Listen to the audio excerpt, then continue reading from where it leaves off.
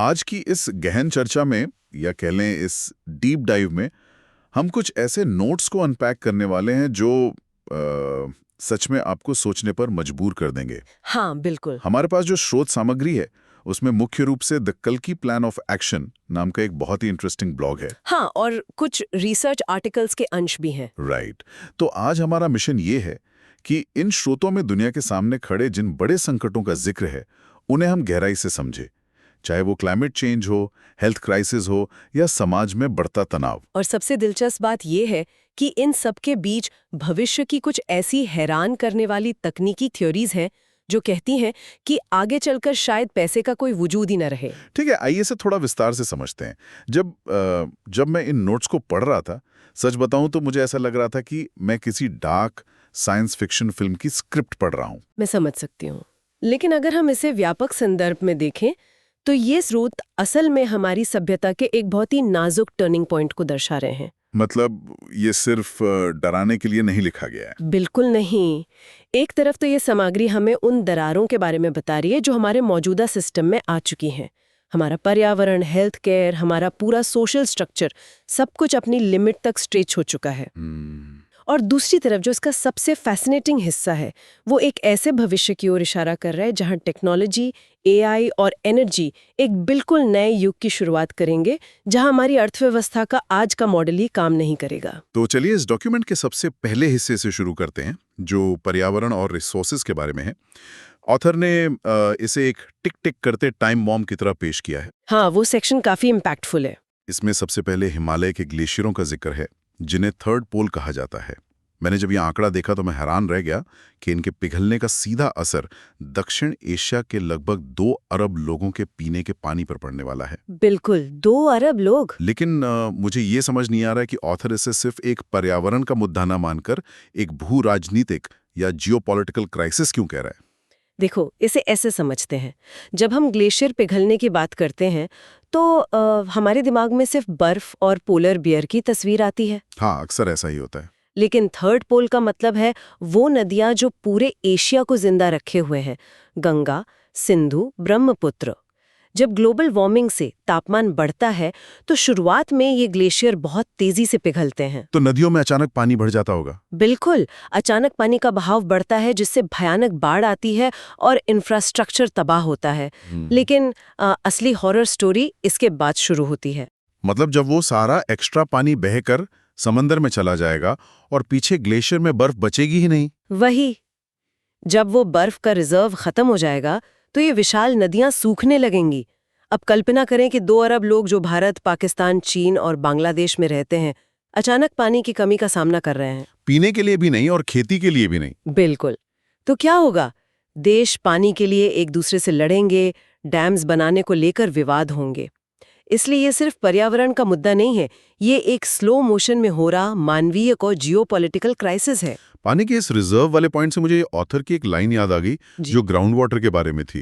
मुझे ये एनालॉजी बहुत पावरफुल लगी। वो सेविंग्स अकाउंट वाली। हाँ, ऑथर ने लिखा है कि जमीन के अंदर से अंधाधुंध पानी निकालना वैसा ही है जैसे अपने सेविंग्स अकाउंट से लगातार पैसे निकालना बिना उसमें कुछ भी जमा किए। ये एक बहुत ही सटीक और सच कहूं तो डरावनी एनालॉजी है।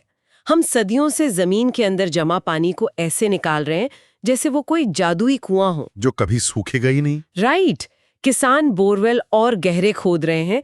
इससे सिर्फ पानी खत्म नहीं हो रहा, बल्कि जो थोड़ा बहुत पानी नीचे बचता है उसमें प्राकृतिक रूप से मौजूद आर्सेनिक और फ्लोराइड जैसे जहरीले तत्वों का कॉन्सेंट्रेशन बढ़ जाता है। और नदियों का हाल तो और भी बुरा बताया गया है नोट्स में। वो तो है ही। आर्टिकल्स में बहुत क्लियरली मेंशन है कि नदियां अब जीवनदायिनी नहीं रही, वो इंडस्ट्रियल वेस्ट और माइक्रोप्लास्टिक्स का डंपिंग ग्राउंड बन गई है। मतलब हम सिर्फ पानी खत्म नहीं कर रहे, हम बचे हुए पानी को जहर बना रहे हैं। यही सबसे बड़ा कंसर्न है। एक पूरी सभ्यता जो इन नदियों के किनारे बसी थी, अब उसी पानी को पीकर बीमार पड़ रही है। क्योंकि जब पानी कम होता है तो पोल्यूटेंट्स डाइल्यूट नहीं हो पाते। एग्जैक्टली। एक नदी रातों रात नहीं मरती, वो धीरे धीरे दम तोड़ती है, और उसके साथ ही उस पर निर्भर इंसान भी। और ये जहर सिर्फ पानी में नहीं है। इन नोट्स में हवा की क्वालिटी को लेकर जो फैक्ट है उसे पढ़कर तो किसी को भी खांसी आ जाए। वो सिगरेट वाला डेटा। हाँ, लिखा है कि कई प्रदूषित शहरों में रहना ऐसा है जैसे बिना जलाए ही दिन में कई सिगरेट पीना, और इन सबका सीधा असर हमारे खाने पर भी पड़ रहा है। ऑथर ने इशारा किया है कि मौसम एक्सट्रीम होने से फूड प्रोडक्शन में 80% तक की गिरावट आ सकती है। ये आंकड़ा बहुत बड़ा है। वही तो, क्या ये नंबर थोड़ा एग्जैजरेटेड नहीं लगता?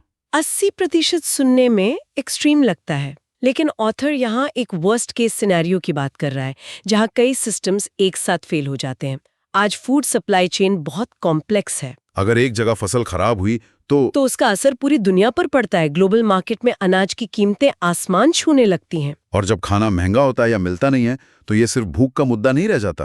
राइट, क्योंकि भूखे पेट इंसान लॉजिकली तो सोचता नहीं है। सही कहा। जब लोगों के पास बच्चों को खिलाने के लिए कुछ नहीं होता, तो इकोनॉमी अस्थिर हो जाती है। लोग माइग्रेट करने लगते हैं, बॉर्डर्स पर तनाव बढ़ता है, और फिर दंगे और संघर्ष शुरू होते हैं। बिल्कुल। इसलिए एग्रीकल्चर का क्राइसिस सीधे तौर पर नेशनल सिक्योरिटी का मुद्दा है। यहाँ बहुत सच में बहुत दिलचस्प हो जाती है, क्योंकि ये आर्टिकल्स हमें सिर्फ बाहर के पर्यावरण तक सीमित नहीं रखते, बल्कि सीधे हमारे शरीर और हेल्थ सिस्टम के अंदर ले जाते हैं। वो पोस्ट एंटीबायोटिक एरा वाला हिस्सा? हाँ, मैं सच बताऊं, ये विचार मुझे क्लाइमेट चेंज से भी ज्यादा डरावना लगा। ऑथर कह रहा है कि हम एक ऐसे दौर की तरफ बढ़ रहे हैं जहां एक छोटी सी खरोच भी जानलेवा हो सकती है। ये मॉडर्न मेडिसिन के लिए शायद सबसे बड़ा रेड फ्लैग है। इसे थोड़ा ऐसे समझते हैं। मान लीजिए हमने पिछले 80 सालों से बैक्टीरिया रूपी क्रिमिनल्स को लॉक करने के लिए एंटीबायोटिक्स की एक मास्टर चाबी का इस्तेमाल किया है। लेकिन अब उन क्रिमिनल्स ने उस चाबी को स्टडी कर लिया है। उन्होंने अपने ताले बदल लिए हैं। अब हमारी वो मास्टर चाबी काम नहीं करती। इसे ही एंटीमाइक्रोबियल रेजिस्टेंस कहते हैं। तो मतलब जो दवाइयां हमें बचाती थी, वो अब बेअसर हो रही हैं क्योंकि बैक्टीरिया स्मार्ट हो गए हैं। एग्जैक्टली। दशकों से हमने इंसानों में और खास तौर पर पोल्ट्री फार्मिंग में एंटीबायोटिक्स का इतना ओवर यूज किया है कि रोगाणुओं ने इवोल्यूशन के जरिए खुद को बदल लिया है। ये तो मॉडर्न साइंस के अति आत्मविश्वास और नेचर के बीच का टकराव है। हाँ, अगर नई दवा नहीं खोजी गई तो हम मेडिकल साइंस के डार्क एजेस में वापस चले जाएंगे। और हमारी हेल्थ केयर का जो इंफ्रास्ट्रक्चर है, वो तो पहले से ही ओवरलोडेड है।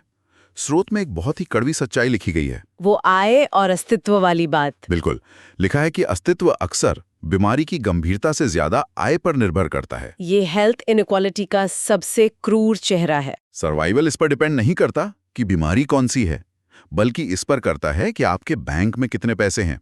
और लाइफस्टाइल डिजीज जैसे डायबिटीज और ब्लड प्रेशर तो अब हर घर में पहुंच चुकी हैं। जब जंक फूड सस्ता हो और हेल्दी खाना महंगा, तो गरीब इंसान क्या करेगा?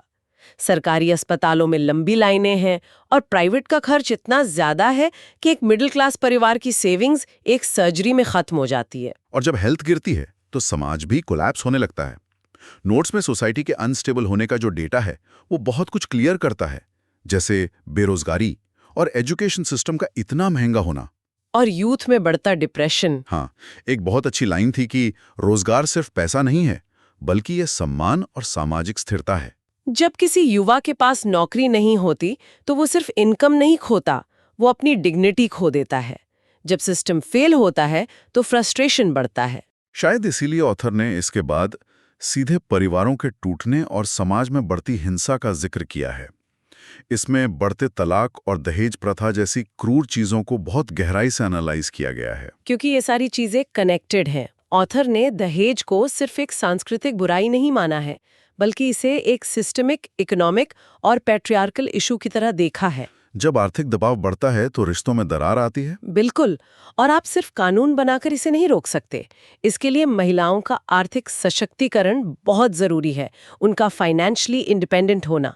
जब तक ये नहीं होगा, समाज का ढांचा कमजोर ही रहेगा। और जब समाज अंदर से कमजोर होता है तो उसे बांटना आसान हो जाता है। आर्टिकल्स में बहुत ही न्यूट्रल तरीके से बताया गया है कि कैसे आज दुनिया भर में जाति, धर्म और आइडियोलॉजी के नाम पर पोलराइजेशन बढ़ रहा है। और यही वो पॉइंट है जहां एक डोमेस्टिक प्रॉब्लम एक बड़े कॉन्फ्लिक्ट में बदल जाती है। कैसे? जब पानी, खाना और नौकरियों जैसे रिसोर्सेस कम होने लगते हैं, तो लोग आपस में कम्पीट करते हैं। ऐसे में किसी भी नेता के लिए लोगों के गुस्से को किसी खास धर्म या जाति की तरफ मोड़ना बहुत आसान हो जाता है। मतलब ये सिविल वॉर का बेस बन जाता है। बिल्कुल। ज्यादातर सिविल वॉर अचानक नहीं हुए, वो रिसोर्सेज की कमी और गलत जानकारी फैलने का ही नतीजा थे। कॉन्फ्लिक्ट की बात करें तो सोर्थ भारत पाकिस्तान के बीच न्यूक्लियर स्टैंड ऑफ और एक और वर्ल्ड वॉर के रिस्क को भी पॉइंट आउट करते हैं। ये पढ़ते हुए ऐसा लगता है जैसे हम किसी बारूद के ढेर पर बैठे हैं। इससे एक बहुत ही महत्वपूर्ण सवाल खड़ा होता है, क्या हमारी आज की ग्लोबल दुनिया सच में सुरक्षित है? हम टेक्नोलॉजी से इतने जुड़े हुए हैं कि एक गलत जानकारी या बॉर्डर पर छोटे से गलतफहमी रातों रात ग्लोबल वॉर ला सकती है। न्यूक्लियर वेपन्स की वजह से शायद देश सीधे जंग से डरें, लेकिन ये डर हमेशा एक भयंकर टेंशन बनाए रखता है। बिल्कुल। तो अभी तक हमने जो भी डिस्कस किया, ग्लेशियर पिघलना, जहरीली नदियां, एंटीबायोटिक्स का फेल होना और वॉर का खतरा, ये सब बहुत डार्क हैं। हाँ, काफी डिप्रेसिंग है। लेकिन फिर ये नोट्स अचानक से गियर बदलते हैं और हमें एक बिल्कुल ही अलग दुनिया में ले जाते हैं, जिसे ऑथर ने पोस्ट करेंसी फ्यूचर कहा है, यानी पैसे के बाद की दुनिया। ये मेरा सबसे फेवरेट पार्ट है। यहाँ एलन मस्क के फरवरी 2026 के एक ट्वीट का रेफरेंस है। वे क्लोज्ड लूप नाम के एक विजन की बात कर रहे हैं। ऑथर का दावा है कि इसके बाद हमारे आज के नोट और सिक्के यूजलेस हो जाएंगे। ये आइडिया सच में मॉडर्न इकोनॉमी की बुनियाद हिलाने वाला है। आज कुछ भी बनाने के लिए इंसानी मेहनत और पैसे की जरूरत होती है। राइट। लेकिन मस्क जिस क्लोज्ड लूप की बात कर रहे हैं, उसमें मान लीजिए कि बड़े सोलर पैनल्स हैं जो फ्री एनर्जी दे रहे हैं। उस एनर्जी से एडवांस्ड रोबोट्स चार्ज होते हैं, वो खदानों से रॉ मटेरियल निकालते हैं और एआई की मदद से नई चिप्स और स्मार्टफोन्स बनाते हैं। यहाँ तक कि अपने जैसे नए रोबोट्स भी बनाते हैं। मतलब इस पूरी प्रोसेस में इंसान ने कोई काम नहीं किया। एग्जैक्टली। माइनिंग से लेकर मैन्युफैक्चरिंग तक सब ऑटोमेटेड है। जब सारा काम रोबोट्स कर रहे हैं और एनर्जी सूरज से फ्री मिल रही है, तो प्रोडक्शन की कॉस्ट लगभग 0 हो जाएगी। कोई सैलरी नहीं, कोई वेजेस नहीं। तो इस सिस्टम में डॉलर या रुपए की क्या अहमियत रह जाएगी? कुछ नहीं। ऑथर कहता है कि भविष्य में करेंसी नहीं, बल्कि सिर्फ वॉटेज और टनेज मायने रखेंगे। वॉटेज और टनेज मतलब कितनी बिजली है और कितना माल बन रहा है? बिल्कुल। वॉटेज यानी एनर्जी जनरेट करने की कैपेसिटी, और टनेज यानी उस एनर्जी से आप कितना फिजिकल मटेरियल बना सकते हैं। जब हर चीज की कॉस्ट 0 की तरफ जाएगी, तो पैसे का कॉन्सेप्ट ही लॉजिकल लगेगा। ये तो किसी यूटोपिया जैसा साउंड करता है। अगर पैसा नहीं रहेगा तो शायद वो लड़ाइयां भी खत्म हो जाएं जो रिसोर्सेज के लिए हो रही थी। काफी हद तक। और मुझे लगता है कि इसी कॉन्टेक्स्ट में ऑथर ने नोट्स के आखिर में एक डीप फिलोसफिकल बात कही है। उन्होंने इस टेक्नोलॉजिकल आजादी को आध्यात्मिक स्वतंत्रता से जोड़ा है और कॉलोनियलिज्म का जिक्र किया है। ये इस डॉक्यूमेंट का सबसे प्रोफाउंड हिस्सा है। ऑथर कह रहा है कि सच्ची आज़ादी सिर्फ किसी देश की गुलामी से आज़ाद होना नहीं है। आज इंसान पैसे की गुलामी और सर्वाइवल की जद्दोजहद में फंसा है। और यहीं पर बुक ऑफ एक्सोडस का रेफरेंस आता है, जो इजिप्ट की गुलामी से बाहर निकलने की कहानी है। सही कहा। एक्सोडस सिर्फ एक धार्मिक कहानी नहीं है, ये इंसानी इतिहास का ब्लूप्रिंट है। ये बताता है कि जब सिस्टम बहुत जालिम हो जाता है तो इंसान स्पिरिचुअल आज़ादी खोजता है। तो अगर मस्क का विजन सच होता है, तो इंसान को पैसे के लिए मशीनों की तरह काम नहीं करना पड़ेगा। शायद तब हम इस मॉडर्न गुलामी से आज़ाद हो सकें और अपनी सच्ची स्पिरिचुअल डिग्निटी को खोज सकें। तो फिर सबका असल मतलब क्या है? हमने ग्लेशियर और से लेकर एंटीबायोटिक्स और सिविल वॉर से लेकर एआई की दुनिया तक का सफर तय किया। इसका सीधा मतलब ये है कि आज हमारी दुनिया एक ऐतिहासिक चौराहे पर है। एक रास्ता तबाही का है, जहां नदियां सूख रही हैं और सिस्टम कोलैप्स हो रहा है। और दूसरा रास्ता टेक्नोलॉजिकल रेवोल्यूशन का है, जहां एआई और अनलिमिटेड एनर्जी हमारी इकोनॉमी को रीडिफाइन करके हमें बचा सकते हैं। हम इन दोनों के ठीक बीच में हैं। ये एक बहुत ही पावरफुल थॉट है। अब जब हम इस डीप डाइव के बिल्कुल आखिरी में आ गए हैं, तो इस पूरी बातचीत ने मेरे दिमाग में एक ऐसा सवाल छोड़ दिया है जो शायद इन आर्टिकल्स में सीधे नहीं लिखा है। वो क्या है? कल्पना कीजिए कि वो एलन मस्क वाला विजन सच हो गया।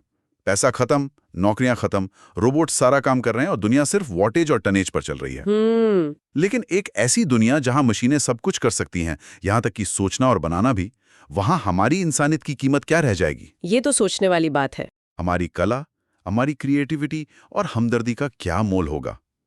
क्या ये परफेक्ट टेक्नोलॉजी हमारी रोजमर्रा की चिंताओं से आजाद करके एक बेहतर और स्पिरिचुअल इंसान बनाएगी, या फिर हम सब बिना किसी मकसद के एक बहुत बड़े मशीनी ढांचे का सिर्फ एक छोटा सा हिस्सा बन के रह जाएंगे?